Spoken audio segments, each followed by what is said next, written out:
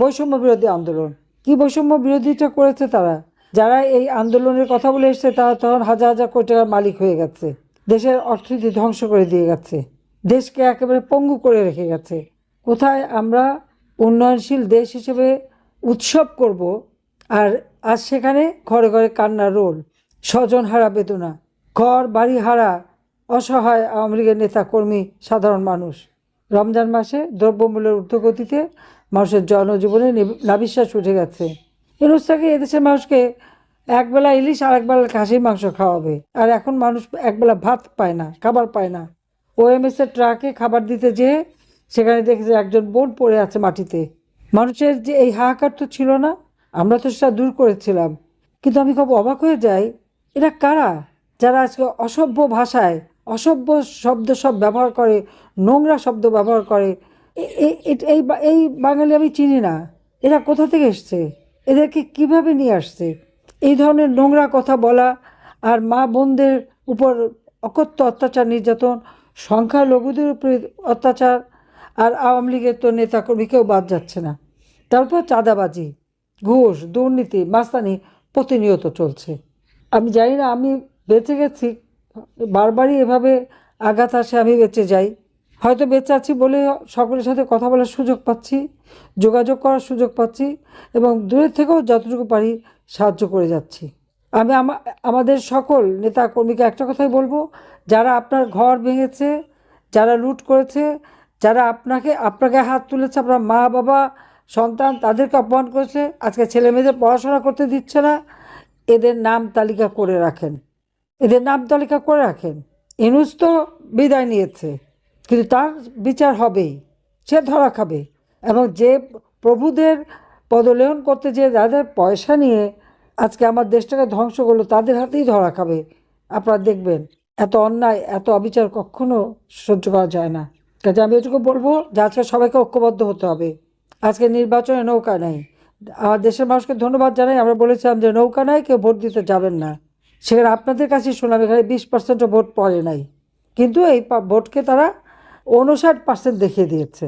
যেখানে নির্বাচন শুরু হতে না হতে 7:30টায় নির্বাচন শুরু, ভোট দেওয়া শুরু, 11:30 পর্যন্ত, 12টার দিকে বললো 14% ভোট পড়েছে, কিন্তু এরপরেই সেই 14% ভোট হয়ে গেল 59%। কীভাবে কারচুপি করা যায় সেটা একটা দৃষ্টান্ত দেখালো। ইউনূস ক্ষমতা আসার জন্য মানে পুলিশ থেকে শুরু করে আওয়ামী লীগ নেতাকর্মী, এদেরকে এমনকি আনসারের সদস্য তাদেরকে হত্যা করেছে, 7.62 বুলেট ব্যবহার করেছে। কোথা থেকে এসছে এই অস্ত্র সেটা তদন্ত হবে না, পুলিশ হত্যার বিচার হবে না। কি মামাবাড়ির আবদার? বিএনপি ক্ষমতা এসেই তার স্বরাষ্ট্রমন্ত্রী ঘোষণা দিল পুলিশ হত্যার বিচার হবে না। আর ইউনূস তো যারা এই হত্যাকাণ্ড ঘটিয়েছে তাদের ইনডেমনিটি দিয়ে গেছে, কিন্তু কেন বিচার হবে না?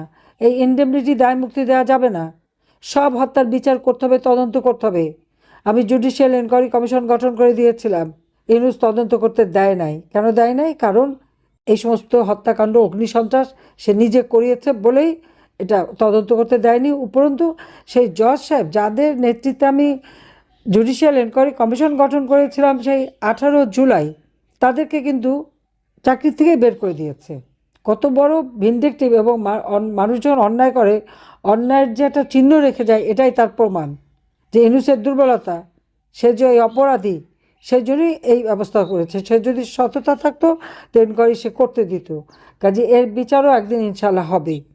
বেঁচে যখন গেছি আমি একদিন অবশ্যই আমি তো খুব শিগগিরই ফিরে আসবো। আর তারপরে এখন থেকে আমার প্রচেষ্টা যে আপনারা যারা যারা আপনাদের ঘর বাড়ি জ্বালিয়েছে, পুড়িয়েছে, অত্যাচার করেছে, প্রত্যেকের বিরুদ্ধে মামলা দেবেন। মামলা যদি থানায় না নেয় অনলাইনে দেবেন, অনলাইনে না দিলে রেজিস্ট্রি করে দেবেন, কিন্তু একটা দিয়ে রাখবেন, কারণ এগুলি ধরার জন্য এটা প্রয়োজন হবে সেই সময়। আর খুনের মামলা তামাদি হয় না, ইনশাল্লাহ বিচার হবে। যাও, আজকে রমজান মাস, সবাই ভালো থাকেন আমি দোয়া করি। আর প্রত্যেকটা যার যতটুকু সামর্থ্য আছে আমাদের দুঃখী মানুষের মাঝে একটু ইফতারি পৌঁছে দেবেন। এবং বাংলাদেশে দিচ্ছে বিভিন্ন এলাকায় আমাদের বিভিন্ন সংগঠনের পক্ষ থেকে, তাদেরকে আমি ধন্যবাদ জানাই যে তাদের এই যে মানুষের পাশে দাঁড়ানো। কারণ আমাদের একমাত্র শক্তি মানুষ, এটাই বিশ্বাস করবেন।